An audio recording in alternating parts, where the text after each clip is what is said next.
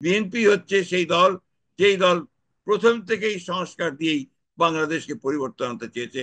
এই 31 দফা হচ্ছে আমাদের একটা মুক্তির সনদ। এই 31 দফায় কতগুলো মৌলিক বিষয় এসেছে, বাংলাদেশকে আমূল পরিবর্তন করে দেওয়ার চিন্তা ভাবনাগুলো এখানে এসেছে। ফ্যাসিস্ট হাসিনা সরকারের ধ্বংসযজ্ঞে বাংলাদেশের রাষ্ট্র কাঠামো ভেঙে পড়েছে, এবং এটি ভেঙে পড়া আজকে থেকে শুরু হয়নি, এটা বেশ কিছুদিন থেকে শুরু হয়েছে। যার ফলে আমরা দেখেছি যে প্রতিদিনে আওয়ামী লীগ সরকার আসার পর থেকেই অতি ধীরে ধীরে নয়, অতি দ্রুত একটা ফ্যাসিস্ট কাঠামো তৈরি হয়েছে। ফলে গণতন্ত্রের যে প্রতিষ্ঠানগুলো, ইনস্টিটিউশনগুলো, প্রত্যেকটিকে ধ্বংস করে ফেলা হয়েছে। বিচার ব্যবস্থা থেকে শুরু করে, নির্বাচন ব্যবস্থা থেকে শুরু করে, প্রশাসন, আইন শৃঙ্খলা, শিক্ষা, স্বাস্থ্য, স্থানীয় আপনার সরকার, সবকিছুই, অর্থাৎ একটি আধুনিক রাষ্ট্রের যে কাঠামো, সেই কাঠামো সম্পূর্ণ ধ্বংস করে ফেলা হয়েছে।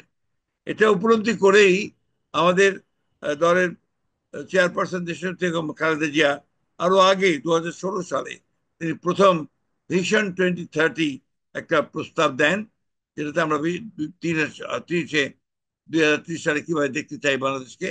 সেখানে আজকের 31 দফায় আমাদের চেয়ারপারসন যে বিষয়গুলো নিয়ে এসছেন তার বেশিরভাগই সেখানে সন্নিবেশিত হয়েছিল। মূল বক্তব্য বাড়াতে চাই না, এইটুকু বলতে চাই, এই 31 দফা হচ্ছে আমাদের একটা মুক্তির সনদ। এই 31 দফা দিয়ে আমরা আমাদের জাতিকে নতুন করে গঠন করতে পারি, ওই জাতিকে আমরা সামনের দিকে এগিয়ে নিয়ে যেতে পারি।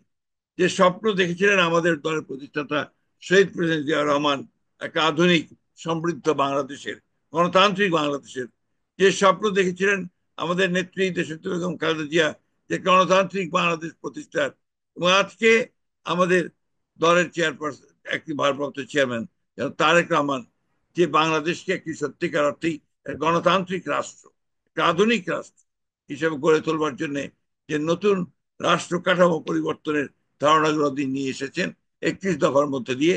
সেই 31 দফাকে জনগণের মধ্যে এটাকে ডেসিমিনেট করা, পৌঁছে দেওয়া, বিশেষ করে আমাদের নেতা কর্মী যারা আছেন তারা যেন বুঝতে পারেন যে 31 দফা কি এবং কেন, কিভাবে সেটা জনগণের কাছে নিয়ে যাওয়া হবে।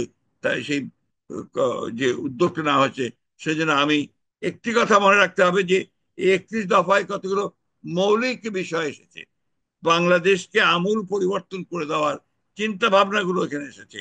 যে চিন্তা ভাবনাগুলোকে আমরা যদি জনগণকে বোঝাতে সক্ষম হই, তাহলে নিশ্চয়ই আমাদের জনগণই সবচেয়ে বড় শক্তি হয়ে দাঁড়াবে সেই নতুন রাষ্ট্রকে গঠন করবার। লেমন ব্রাইটের এক্সট্রিম ব্রাইট ফর্মুলা বাসন কোষণকে দেয় নতুনের মতো ঝকঝকে চেহারা। Lemon bright. আজকে অনেক সমস্যা আছে, বিশেষ করে ট্রানজিশন টু ডেমোক্রেসির ব্যাপারে, আপনার গণতন্ত্রে যে আমরা ফিরে যাব, তার সেই ব্যাপারে আজকে অনেক বাধা বিপত্তি উপস্থিত হয়েছে।